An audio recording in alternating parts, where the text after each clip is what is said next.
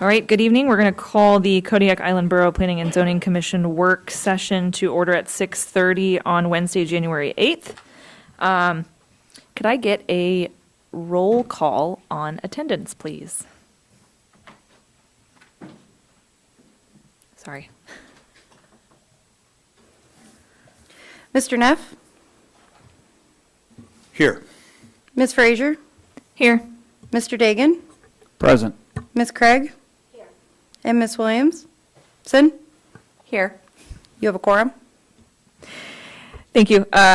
Next item on the agenda is citizens' comments. Comments are limited to 3 minutes per speaker. We do ask that if you come up and address the commission, you address the commission as a whole and not any individual. Our local number is 907-486-3231.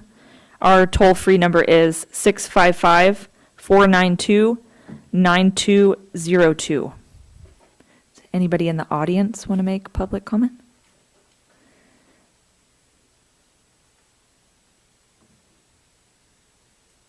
Nobody on the phone? Okay, seeing no citizens' comments, we will move on to item number 4, which is items for discussion. Item A, zoning and ordinances on Vimeo. Mr. Director, would you like to take the helm?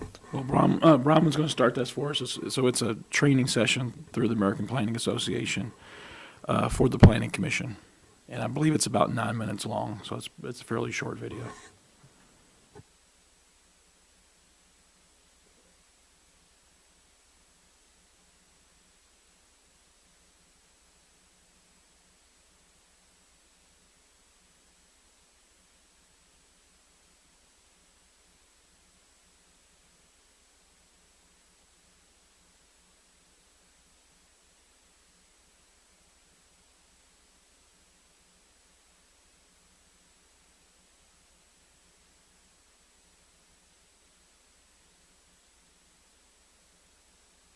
So we're going to talk about planning and the various ordinances that go with planning of zoning and subdivision regulations.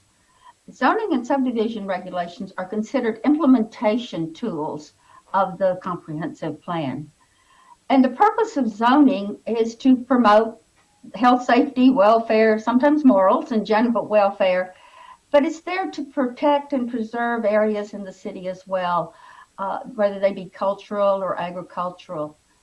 So zoning is really when a city divides itself into districts and applies different land use regulations for each district. It's an exercise, they say, of the police powers. That's not the policeman, that's not the public safety. It's the police powers are where a city is allowed to regulate the rights of private individual for the good of the community. And this comes out of one of the first zoning challenge cases, which was the Village of Euclid versus Amber Realty, and that was a good while back. The United States adopted the standard zoning enabling legislation in 1926, and it's interesting who pushed that first standard zoning enabling legislation. It was Herbert Hoover. He didn't do as well later, but he did really good with helping planning and getting the city planning acts established at the national level. Most of these were adopted by states in the following years. And in Texas, as soon as 1934, the police powers were upheld, that property is subject to those police powers. So usually zoning regulations are adopted in accordance with a comprehensive plan, and they're there to put these police powers into practice.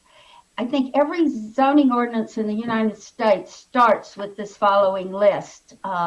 that about lessening congestion in the streets, securing safety from health, panic, and other dangers. Some of them have changed in wording over time, but it's generally to promote health and safety, welfare, adequate light and air. And these come out of what Linda talked about earlier in the tenements in New York, where the living conditions were not all that good. And it's looking for separation between building and structures and how they're ventilated. And that again comes into the overcrowding of land and to avoid that concentration of populations. But it's also looking at providing adequate provision of transportation, water, sewers, all the other necessary things that are in a city, all the public requirements. Okay, there are two parts of the zoning ordinance. The text, which has all the regulations, spells out what the districts are, what the uses are in those districts, and all the requirements that go along with zoning a piece of property. The map, it shows where the districts are. Now, there are two kind of types of maps that use. Some people like the black and white maps with just outline of the districts. But in the last 20 or so years, cities have looked at having colored zoning maps, which pretty much use standard land use classification where the yellow is residential. These are not to be confused with a city's land use map either, though they're different. They're different but the same. But I prefer the black and white maps. It's a little clearer for me, but it's to each city. So some of the things zoning can regulate are really the use of the land. After that, it can look at the height, the number of stories, the size of the buildings, how much of a lot can be covered, the size of yards or setbacks or open space. It also in zoning by the size of the lot or by the designation, whether it's a single family or multifamily, can look at how dense an area can be. So you're looking at the location and use of the buildings, whether they're for residential or for business or for industrial, but you are able to separate them out so that they don't compete with each other or have negative impact on other districts. So a city divides itself into districts. And as I just said, there are different kinds of districts. Generally, they start with residential districts and graduate in intensity from single family to a multifamily, different levels of multifamily, into neighborhood commercial, more intense community commercial, getting into industrial uses, the public uses, which are schools, institutional uses, and even zoning for vacant land. But one thing that has to be done, every time you have a zoning district, say single family, if you have that district in other places in the city, the same regulations, the same uses have to be in that. You don't zone just for a specific tract in general zoning. So what's the Planning Commission going to do with this? Well, basically, since the Planning and Zoning Commission is a recommending body to the City Council, because the City Council has final approval of all regulations and ordinances. Considerations for looking at zoning include basically, I'm going to add to this, what are the effects of the zoning actually on the site? What's going to happen on the neighborhood? How does it impact traffic? Are they going to do bad things to the environment? We would rather have trees and plants sometimes versus concrete. But is there going to be adequate utilities? Are the schools going to be able to handle a new development? The proposed regulation has to allow the property owner reasonable use of his property. But that doesn't mean he gets everything he wants, but you really need to follow the rules. The zoning regulations provide a list of requirements that a property owner has to go through. So when you're going to zone something, whether it's from scratch or rezoning, the zoning process before the Planning Commission ever sees it begins with a pre-application meeting with staff and the filing of the application. The staff will analyze the request, because it is a zoning request at that point, for conformance with the zoning ordinance of the city. They will then, if it continues to go forward, there'll be public notices of the meeting. Now, these public notices can be in the newspaper, they can be online on the city's website, they can be actually even be on Facebook, but they also have to be posted at City Hall where people can see it from the street. The Planning and Zoning Commission was the first one. They'll hold a public hearing on zoning, and where the applicant comes and tells the Plan Commission and the public what they're proposing to do and how it complies with the regulations. They will look at all the things they want to do. There'll also be presentations by staff saying whether the application meets or doesn't meet the requirements of the zoning ordinance. There's also the opportunity for people who support the change in zoning to come and talk, and there's also opportunity for opposition, people or neighbors who don't like what's being proposed. The motion to recommend the zoning to the City Council is followed by a discussion and deliberation, and then there is a vote to recommend approval or denial of the zoning request. The same thing happens at City Council, where there's a notice of the public hearing and a public hearing at the City Council. After that, the council can either take the Planning and Zoning Commission's advice and approve the ordinance or deny it. It's up to them. They're the official body there.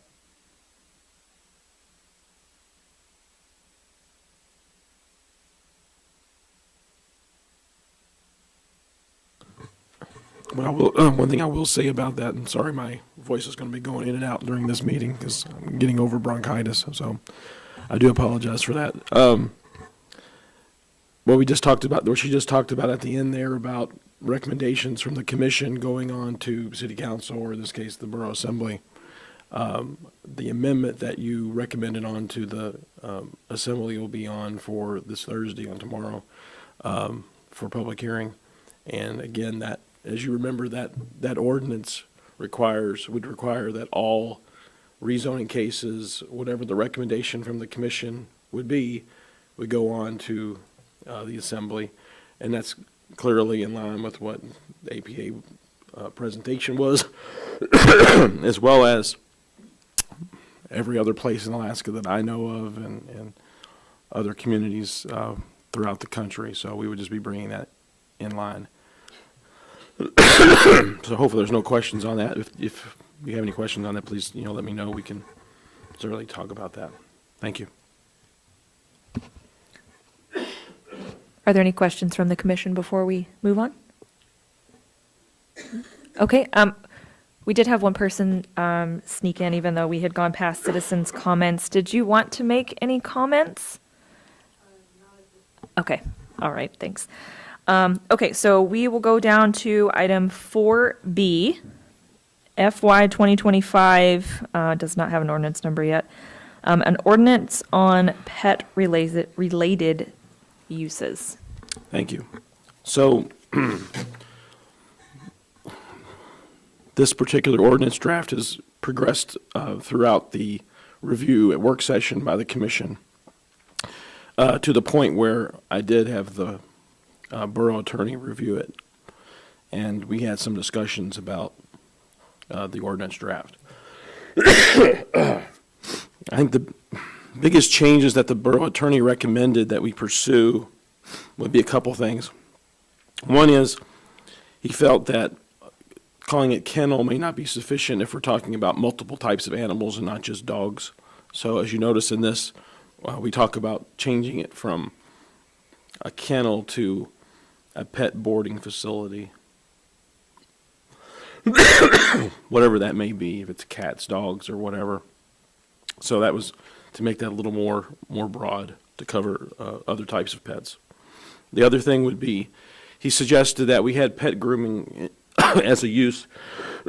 He suggested we define that. One of the things I suggested in my discussions with the borough attorney was that we may want to include those things in a more broad definition of pet services. So that would include pet grooming, but also, say, dog training or training of your pet. And so those kinds of things as well. So that's how we use the pet services definition. And then really the third amendment was something that the commission had asked me to follow up with the attorney on. And that was to see if we could have some standard conditions for this particular use to be in the code. And after some discussion with the attorney, we went back and forth a little bit. We have some other conditional uses already in the code in different chapters that do kind of similar things, but for one particular type of conditional use. And so the suggestion or the recommendation to you that we came up with was, in the conditional use section, there's a discussion on conditions, and the idea would be to put any specific conditions for any particular conditional use in that location. Considering we have some that are in other chapters, we would just reference those for the time being, just because we're not going to propose to go through and totally reorganize anything at this time, but to have just basically have some references there, so that we kind of cover ourselves when, say, someone's applying for, say, a recreational vehicle park, which it's in a separate chapter of the code, and it has its own kind of standard conditions. We could be referencing those and where those can be found. And so eventually the idea would be, when we do some reorganization of the code, we can move some of those things under this conditional use permit section instead of having them kind of spread out more throughout the code to try to make it one spot instead of multiple spots. But at this time, it would be for the pet boarding facility, have its conditions in this location under conditional uses, and those would have some standard conditions that the commission can work with an applicant on when they file a conditional use permit for a pet boarding facility. Other than that, the locations about where these uses would be located, permitted, or permitted with a conditional use permit haven't really changed any from what you reviewed before. So if anybody has any questions, I'll be happy to answer those.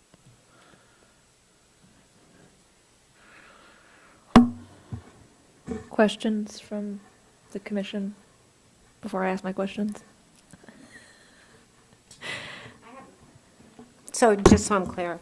Yeah. So your conditional use permit, is that C, all of this? Description of kennel floor construction or covering So if you look in the draft ordinance on, 28? it should be on 17,260 conditions. What we did was, there's that current paragraph there, we made that paragraph A.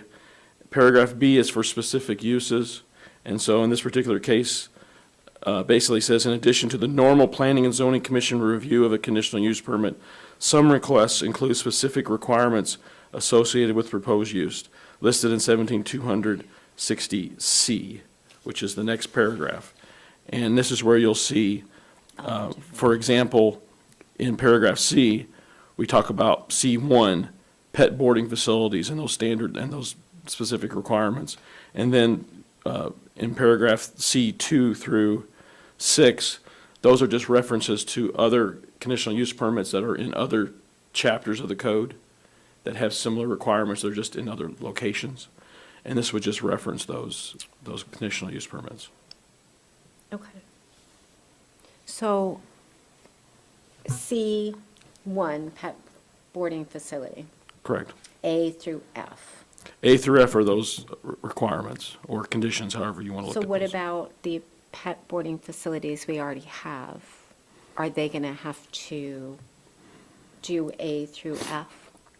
Well, and this doesn't, so any of those that were approved by other means could be potentially non-conforming to this, or they could be conforming depending on the zoning district that they are in. My understanding for at least one of the facilities, I believe it was done as a home occupation. So any expansion of that facility, considering the zoning it's in, with this ordinance, would require a conditional use permit. Okay, and my only other question is D. Waste disposal systems shall be approved by the Alaska Department of Environmental Conservation. Is that hard to do? So it's a standard requirement I've seen through at least 3 or 4 other kennel operations, conditional use permits throughout the state that require ADEC approval of what your disposal plan is. From talking to ADEC, it doesn't seem like it's that big of a deal. It's really, they want to understand where you disposing of the waste, basically, so that you're not like taking it somewhere and dumping it somewhere, maybe illegally dumping it. So I think that you just need to have an understanding where you'll put pet waste when you're cleaning up your facility. Okay, that was all my questions.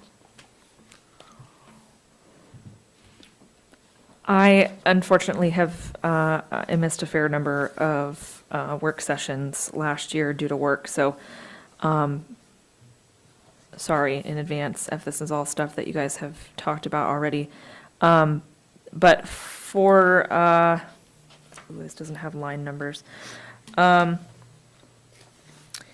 C1, item C, the distance from any building, outdoor run, or play area shall be no less than 50 feet from any adjoining property line with a property that is residentially zoned. Would you mind paraphrasing any conversation that kind of led to that 50-foot number, where that came from? So this would be something for the commission to consider. I found this in the Ketchikan Gateway Borough's conditional use permit, as well as in, I believe, the one for Juneau and at least one other community. All three had a similar provision for the setback provision. Similar in terms of the wording or the distance? Both. Both? Okay. Mr. Dagan? Chris, was there a greater number than 50 feet or lesser number for some of these other ordinances that you found? I didn't find any that had a larger number or smaller. The places where I found that had this, they typically have been the 50 feet distance. Thank you. I had another question regarding specific zoning districts. So we've got conditional use in RR2 and RR1. One of the only other zoning districts that we have within the urban area that could potentially accommodate that kind of distance without some sort of exemption or exception from the commission would be the RR zoning district. But I didn't see that here. Yeah, we discussed that with the commission. I did mention the RR zone, but it was not one that was, they directed us to include. But again, that's still up for discussion. We're not at the point where we're going forward to for public hearing yet. Anybody on the commission that could address that or share your thoughts on the RR district, since I missed that conversation by chance? I think they were looking at where we had existing facilities. And I believe there was one in the RR1 and one in the RR2. Yeah, RR1. Yeah, that's the RR1 one, and then there's one in RR2 as well. Is that RR1? I thought the only RR zoning in the borough was Woodland Drive. Yeah, I thought we looked it up, and it was R1, because I thought Brahman pulled it up on the screen when they asked it. Yeah. Yeah. That's why, so I was wondering about the RR zoning district because the lots on Woodland are some of the largest that we have on water and sewer. Correct. We did bring up, those other zones as well. I don't know if we had a lot of discussion about RR. It was more about where the existing facilities were. And we had the one in the RR1 that was mentioned on Otmaloy, and then there was another one in RR2. What was the impetus for this? So we received, the commission, or staff received an email that went to the commission requesting that they look into where, in this particular case, boarding kennels are allowed. Currently in the code, they're only allowed in 2 zones. UNC, where they're permitted, and then RNC where they're permitted, and UNC where it's a conditional use. No other zones allow this use. So other ones that exist have been. And there's none, and I'm also, I'll add, there are no kennels in those 2 zones currently, either. Okay. So have they just been considered home occupations in the past, then? The one on Otmaloy, it is my understanding, it was approved as a home occupation. I am not sure how the one in the RR2 was approved. I could not find anything to show that, how it was approved. And so we had an applicant that wanted to build a kennel over on Near Island, right? Correct, so that was the email. Yeah, the email came from a resident of the borough asking that could we allow kennels in the business zone? Because the particular property they were looking at is on Near Island and it is in the business zone. And then, so that kind of started the commission and staff looking into pet-related uses, and identifying other issues. For example, the veterinary clinic is in the business zone. Veterinary clinic is not a permitted use in the business zone. So we identified other issues that if we were going to address kennels, we should be addressing these other uses at the same time. We should add childcare and daycare to the list. Well, childcare and daycare. Not for this, Not for this not for amendment. this particular ordinance, but the fact that it is specifically called out for at least one zoning district and not Correct. others would mean that It it's is on not our, permitted. it in is any on other staff's way. list to look at because we've had people contact us about where they can do childcare and Yeah. we know it's an issue. Okay. Which gets us to our second ordinance, which is the assisted living one, which we've had people contacting us specifically about, so. And if I understand Chris and recall correctly, we're doing a bite at a time of trying to overhaul our ordinances because of the, Well, the one before you is Headwinds. that we got a specific request to the commission Right. to look at it, so that's why this one's before you. The others have been things that have been brought to the attention of staff Right. through questions of permitting about where they could be permitted to do other uses. okay, thank you. So, since the borough attorney has looked at this already, is staff comfortable with it going on an agenda for public hearing? I would probably have him, have the borough attorney do one more look, the last, or I haven't heard back from him on the last set of changes that I made. Primarily the part where the standard conditions would be added for specific uses like the boarding facility, pet boarding facility. So we probably Okay. still want to see if there's any tweaks there. It also, again, it gets up to the commission about whether you want to look at other zones like the rural residential zone to be included as a potential place to have a conditional use application could happen. I just looked up the one on Envoy and it's RR1. Yeah. We looked it up at the last meeting and had it up on the screen. Okay, so what are the commission's thoughts on the timeline of this ordinance? Is this something that you would like to see on the agenda at our regular meeting in February? That would be fine with me. Let's put it Okay. on for February. Are there any direction on, I know the question came from the chair about the RR zone. Is there any concern about including the RR zone or anybody, if there is a consensus of the commission to include it? My personal thought on it is that, that we should treat all of the rural residential zoning districts the same in this case. Just be uniform.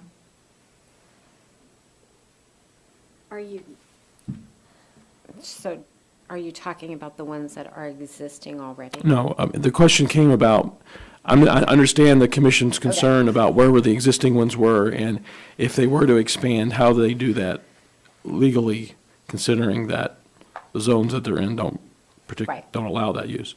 And so I understand that's why the commission wanted to include the potential for a conditional use in those two zones. The question just came about from the chair about if we're looking at rural residential 1, rural residential 2, should we also look at just rural residential as being another zone where you could ask for a conditional use permit? I mean, probably, yeah. I would echo that sentiment as well, that we try and keep parity between all the different zones. So let's include the district. Okay. My recommendation to the to the commission would be, we don't have to set it for February. I would just suggest, if you think it's ready to go with that change to the RR, you can direct staff the next available meeting. I think we want to make sure that the attorney has been able to look at it again and made any corrections that he feels are needed. Certainly. Okay, I also have a similar but different question related to the R1 zone. So R1 is also absent, while R2 and R3 are here. It's proposed that this use be a permitted use in the R2 and the R3 zoning district, but R1 with less density seems like it would lend itself even better than R2 and R3 might.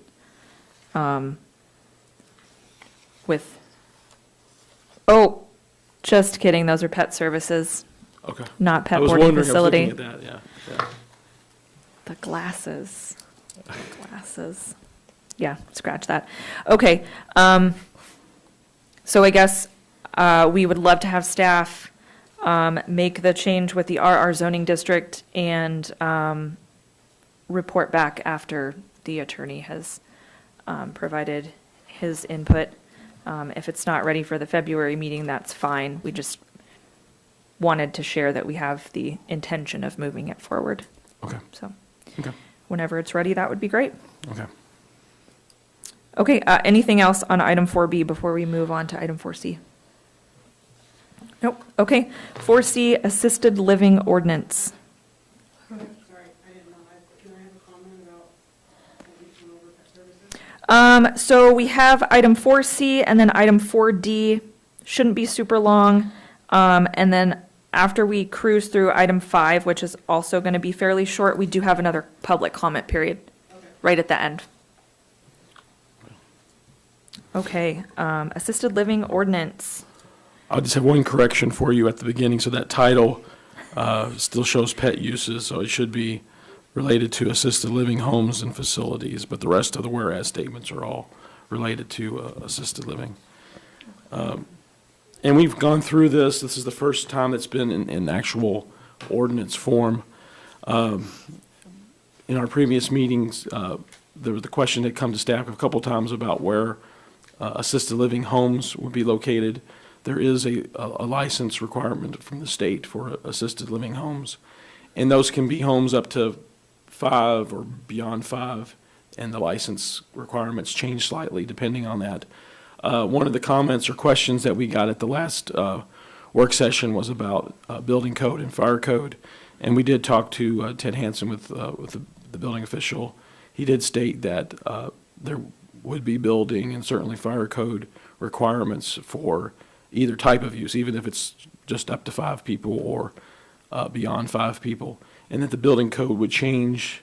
I think when you get to like 17 people, it gets into a different class, into the IBC versus the IRC.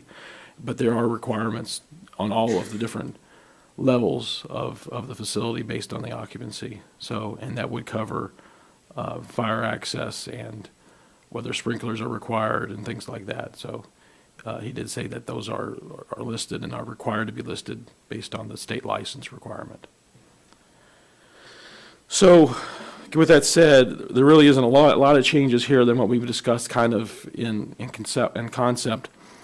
This particular ordinance would create definitions for 2 uses, which would be assisted living home, which would be up to that 5 people, and then for assisted living facility, which would be over 5 people. You'll see those definitions on page 11 of 18 or page 2 of 4 if you look at your one's your packet, one's the actual specific ordinance number. And then, as we stated before, assisted living home would be permitted in most residential, if not all residential zones as a use, a permitted use. And then in certain zones, it would be a conditional use, such as R1, it'd be a conditional use.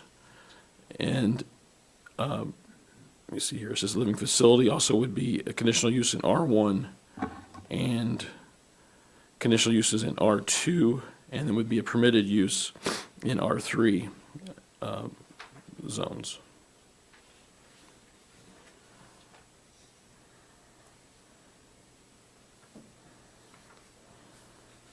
Other questions from the commission? The only other thing I would point out, in terms of in the definition of assisted living at the state level, it's not just for senior or elderly. It can be also for people with handicaps or disabilities. So it can be either one of those potential groups that could be under an assisted living home or living facility. Okay, I have a question about the definition of assisted living facility, lines 48 and 49. Okay? It says, is compatible with a residential zoning district. Who determines that? Who determines the compatibility? So that would be, for the most part, most of the assisted living facilities other than R3 is a conditional use permit. So it would be the commission making that determination. In the R3, considering we allow fairly large multifamily structures in there, it was felt that it would, it would just lend itself to be compatible there. But for any other zones where it could be allowed, it would be the conditional use permit process and would be part of that review process. Okay, so it's just our view on compatibility. It doesn't have, there's nothing to do with the state's licensing requirements. Correct. Okay. Yeah, the state doesn't get into compatibility requirements in their I was how they hoping define not. it. Yeah. Okay. And then for the assisted living home definition, we have the word in the definition, the term, so assisted living home, intended for use in whole or in part as an assisted living home. Okay. So what, I guess we just maybe would want to more, just define it, I guess, a little more in depth, like I got you. what is an assisted living home? Okay. We can work on that. Again, the attorney has not reviewed this yet, so he still needs to look into it. Okay, well, maybe he'll have some insight then. Okay, so for this item, does the commission have a similar feeling maybe as the previous? We get the attorney to take a look at this and I would keep it- suggest to bring it back to you. keep it moving because forward at the next because work session? Since I know our attorney pretty well, I would suggest he will have quite a few changes potentially for this, so it'd probably be good to have it come back to work session. Is it still Scott Brandt Yeah. Erickson? Yeah. I have a question. Did we figure out how many assisted living facilities we have already? Was it 3? Brahman, I think you were trying to research that for us. So I did reach out to the state twice in the month that we were looking into this, and I have not received an answer back. I called twice, I emailed once, so I can follow up again and kind of maybe hammer them a little bit more and see if they can get me an actual number. I guess it doesn't really matter. I can only think of 2. One right down the road, and then the other one that's downtown by the senior center. The senior center, I'm thinking that there's a facility within that, or in proximity to, there's Okay. a retirement home that's next to our facility here.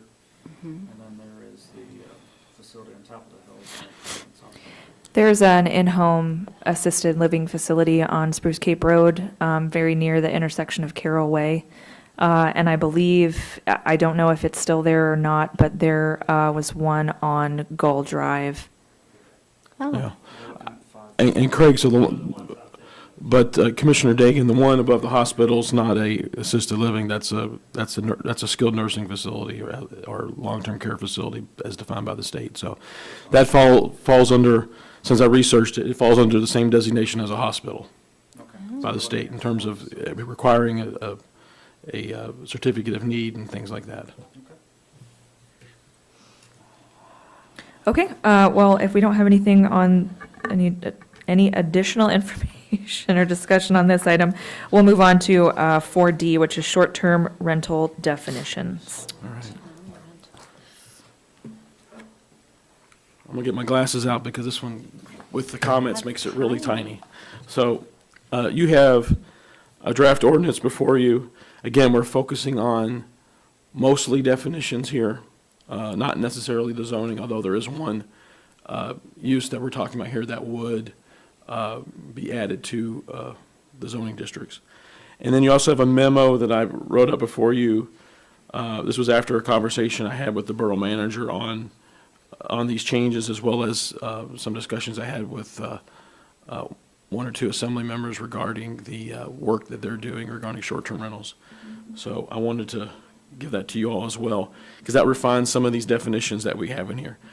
Like with the assisted living one, and this one's even, I think this may be only the second time this has come before the commission, and the first time was very conceptual. So this one has not certainly gone to the borough's attorney as well, and it will require a lot of review on his part for this. So we correct a few things in here. So one of the things I was looking at with definitions, I knew when we wanted to talk about short-term rentals and the uses similar to them lodging uses, that we had some definition issues currently in the code, whether they're missing definitions or gaps in current definitions. So did a couple things, researched the state requirements on certain uses like bed and breakfast, also looked at requirements and definitions from the building code as well, whether it's the IRC or the IBC. And so some of these changes or a lot of these changes in definition relate to either the building code or the or IRC requirements.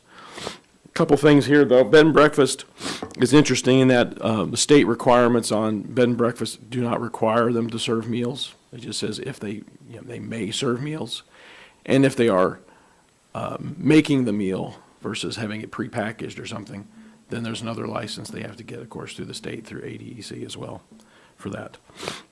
So this change in the code proposed here would say may include a morning meal.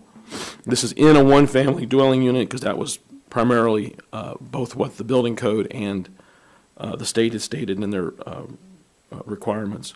We also wanted to point out that it's provided to transient guests for compensation.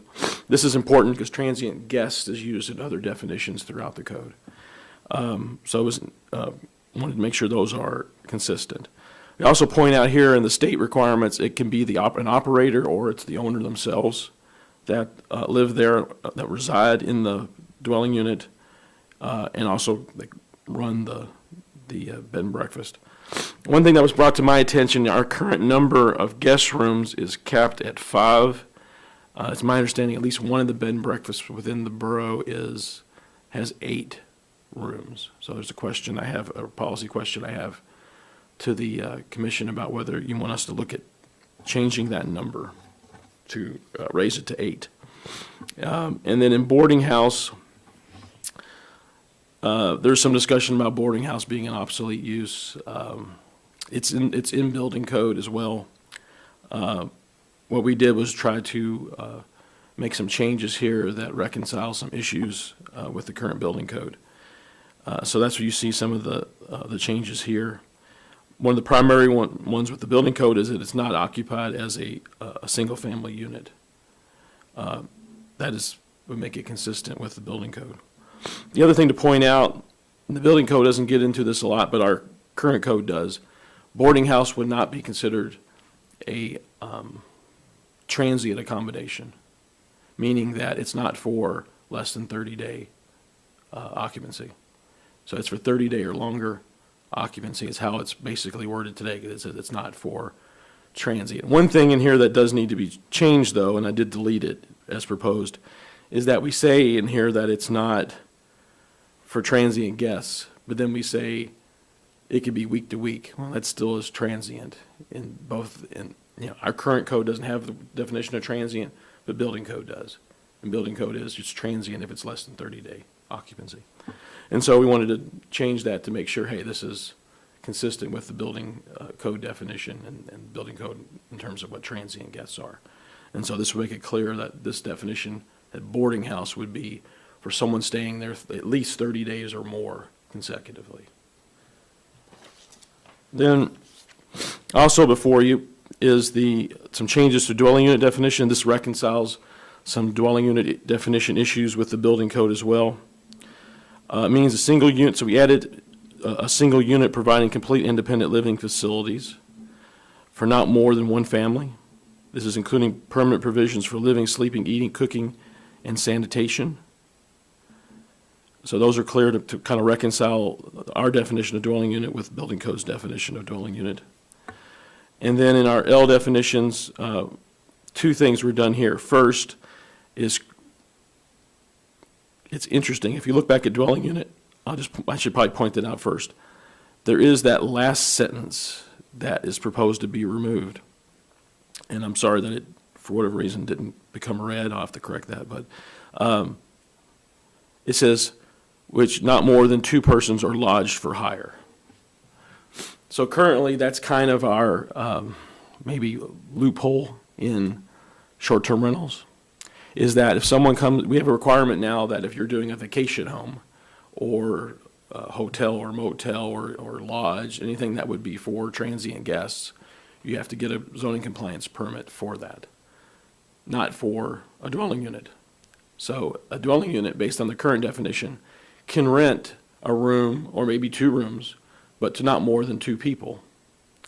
That can be a short-term rental or transient guest occupancy. It doesn't limit it to 30 days or less than 30 days. So what we wanted to try to do in this ordinance is to resolve that issue. So in this would be to delete out that provision in the dwelling unit that says it can rent up to 2 people, and then create the lodging house definition using the definition or a similar definition to what's in the building code. Now, like the dwelling unit definition, there needs to be some type of permanent occupancy for a lodging house. So someone resides there on a permanent basis, whether it's the owner or a renter or whoever it is. And then they could rent a room or 2 rooms out to no more than 2 people. So what this change would do is it creates this lodging house definition. And one of the things we could do as part of that is to add that to the zoning compliance permit that we currently have for vacation homes. That could be, I think, a policy question for the commission if they want us to do that. But it would resolve that kind of issue with dwelling unit allowing you to rent out to 2 people. But there's nothing in the code that would assure that that rental is paying transient accommodation tax or anything like that, which is one of the primary reasons for the zoning compliance permit, is that they have to show that they're registered for that tax before they can get the zoning compliance permit. And Brahma, did you have your hand up for a second? I thought I saw her hand up. Since she does a lot of those zoning compliance permits, I didn't know if she had a question there. And then the second definition, just defining long-term rental as being, for 30 consecutive days or more in length. And then we also put in here that boarding houses would be considered as a long-term rental. And then in 1725-200, we did a short-term rental definition. However, in your memo you have before you, after talking to the borough manager and seeing some things that are some drafts of some things that I think some assembly members are looking at doing, I think it would be better for us to change that vacation home definition to be short-term rental, make it the short-term rental definition. So in your memo that you have before you would be proposal to do that. So it would, again, the current vacation home definition means a 1-family dwelling unit that is rented or leased in its entirety for periods not to exceed 30 days in length. The proposal we have in this draft ordinance is just to change that to not to exceed 29 consecutive days, just to make sure that we're catching what the transient accommodation tax defines, as well as what building code defines in terms of what's transient.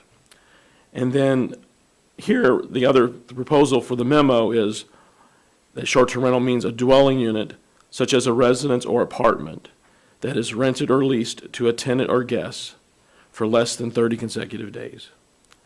And that would be what the current proposal that I'd have before you to look at would say is for vacation home. And what this means is that short-term rental definition would apply to dwelling units.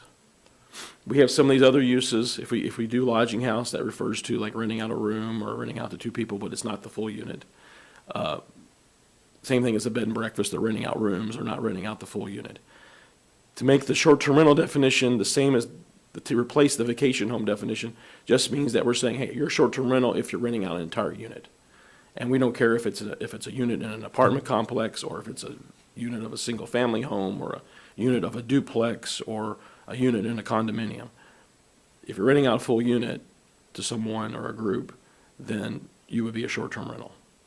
And that would apply to all those various types of dwelling units. It also could apply to an ADU, because it's still considered a dwelling unit.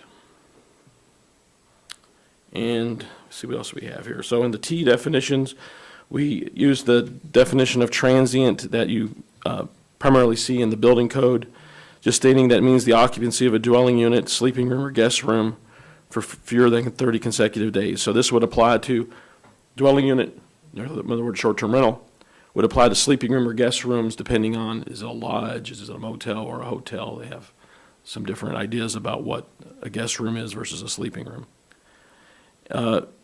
Again, the vacation home definition per the memo would become the short-term rental definition.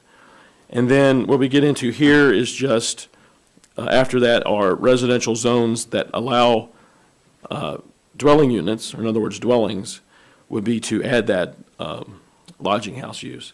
And primarily that's because the current definition of a dwelling unit says you can rent up to 2 people. And so we put the lodging house in the same places where dwelling units would be permitted, just to make sure we're catching that and not causing any kind of non-conforming rights issues. And I believe that's everything on that. Any questions from the commission?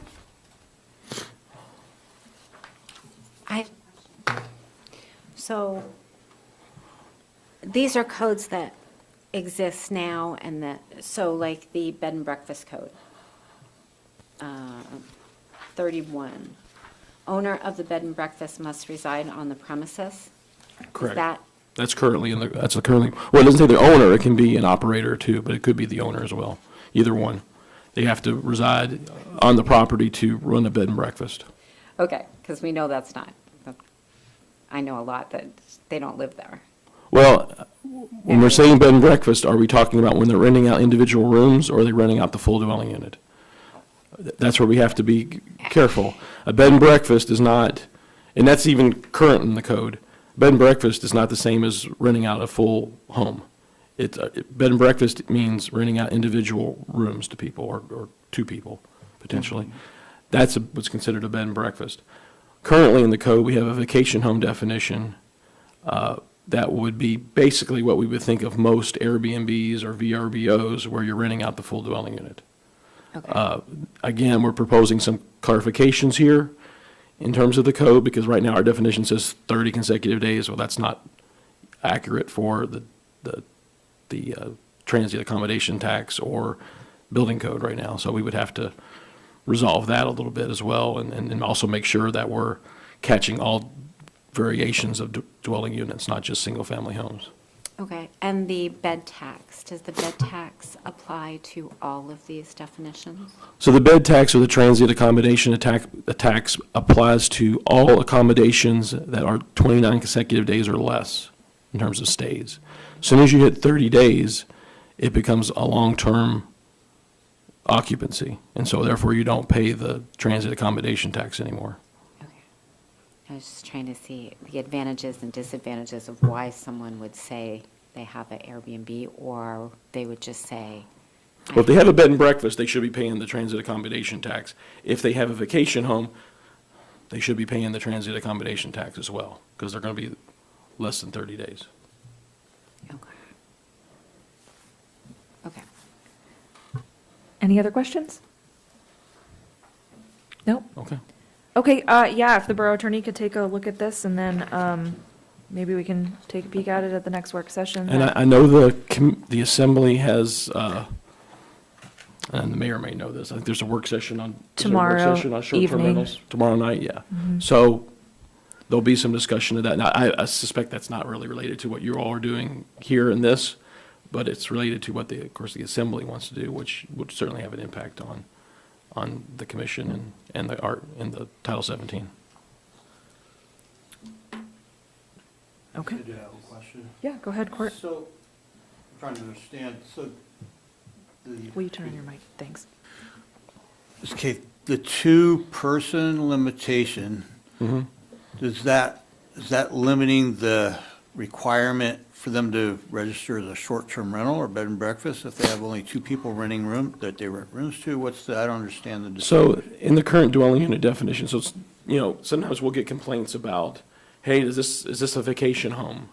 Or is this a bed and breakfast? Or is this something, and we're trying to figure out what the use is. And we've had a couple times where we received complaints regarding someone renting out a room or maybe two rooms to no more than two people. And what we have to look at in terms of the zoning code is what definition fits that. And, bed and breakfast is 3 people or more in 5 rooms.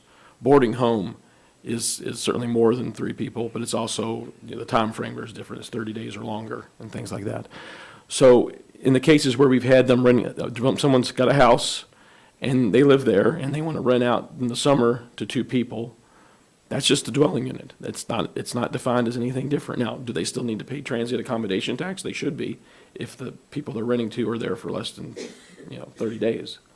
But we're not catching it from a zoning compliance permit. And if the borough plans on doing anything different regarding short-term rentals or doing something in terms of short-term rentals, probably need to catch that particular use somehow as well, and maybe define it so that it can at least be understood what it is and where it could, where future regulations could impact it. So, okay, so to clarify, I'll give you an example then. So a guy's renting a house, decides he wants help with the rent, and he gets 2 fellow renters in there. That would really not be, that'd just be a basic dwelling. I mean, so if- He's technically supposed to be claiming. Well, if you have roommates or something, that's technically not going to be considered a transient accommodation or a transient use because you didn't have a contract with this person to stay there a week. Maybe you have a contract with a sublease or whatever. Okay. They're there for months or 2 months or 3 months. Then that's just long-term rental, and that just falls under long-term rental. Okay, I see. All right, thanks, that's all I have. Okay, any other questions? Nope. Okay, then we will wrap up item 4 here for packet review. This one's pretty quick because we do not have a regular meeting next week. There's no January regular meeting of the Planning and Zoning Commission. So the next time that we meet will be a work session again. It will be February 12th, also at 6:30 here in Assembly Chambers. February, we do have a regular meeting scheduled. It will be February 19th at 6:30 here in Assembly Chambers. So that takes us to number 6, citizens' comments. We have a citizen. Citizens' comments are limited to 3 minutes per speaker. Please remember to address the commission as a whole and not any individual commissioners. For anybody out there that would like to call in, the local number is 907-486-3231, and the toll-free number is 855-492-9202. Okay, I just wanted to address. If you could sign in and state your name for the record, Okay. please. Thanks.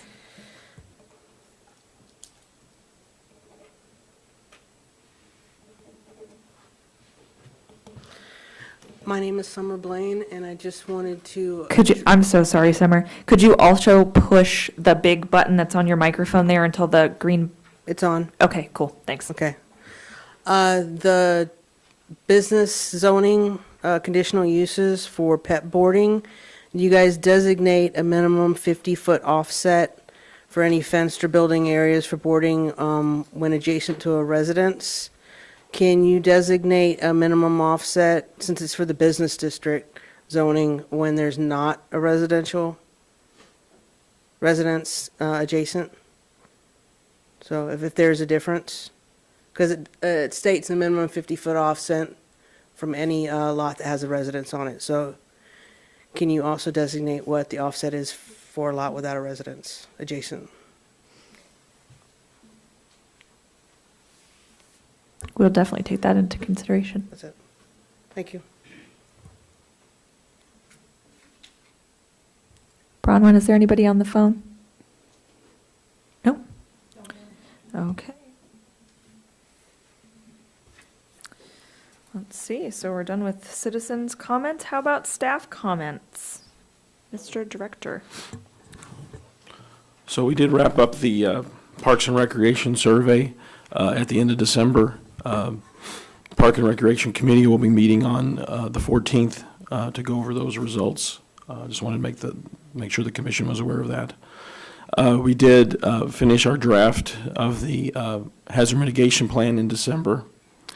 That their planning team will be meeting on that. And remind me, Bronwyn, what's the date of the planning? Is that the 21st The 21st of January? at 11 a.m. Okay. So they'll be meeting to do final review on that, and then once they're done, it would go on to the assembly for review. In terms of how that's done, the FEMA requirement, state and FEMA requirement is adoption of it through a resolution by the assembly. Once is done, it goes to the other jurisdictions within the borough for review and adoption.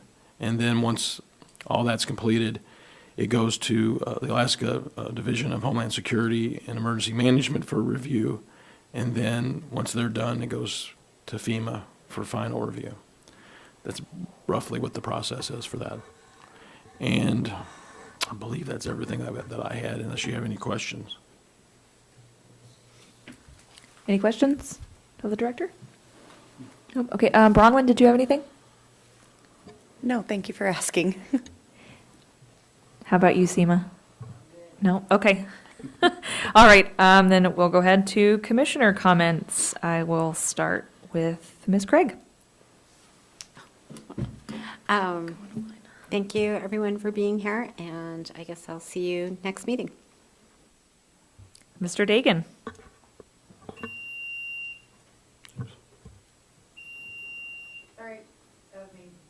I take it that's the timer? Okay. Chris, Brown, Seema, thank you so much for your service and focus for our constituents of the borough. I'd like to take this moment to remind us that we're charged with taking care of our citizens in safety and in infrastructure by how we plan and prepare our municipality for what are the future eventualities that may or may not happen to us. And I say that because I'm watching Pasadena, California, and Southern California, those locations where I once lived, and they have residents that are just feet away from one another. And fire service is having a difficult time in being able to navigate the roads because of the on-street parking, water supply issues, power supply issues. Drainage will be a factor here in a few days or weeks when it starts to rain. So it really comes back to the planning to prepare for these kind of eventualities and to give lots of grace for that kind of conflagration that might happen in the future. So just as a reminder, our focus needs to be on public safety, needs to be on infrastructure, and needs to be for the betterment and welfare of our citizens in the future. Thank you. Thank you, Mr. Dagan. How about Mr. Neff? I appreciate the citizen comment at the end there. Thank you for participating in the process. Appreciate the job you did, Sarah, and appreciate everybody here and their involvement. Thank you. Ms. Williamson. This is my first meeting, so thank you, and bear with me as I try to get all this information and put it to good use. Thank you. Thanks. That leaves me. Welcome and thank you very, very much for taking on this task. It can be a little overwhelming at first, but everybody that's up here is willing to help. And certainly Chris French and Bronwyn are fantastic resources, so definitely reach out to them with questions. Because of the Open Meetings Act, we can't all get together and answer questions at once. So definitely have communications one at a time with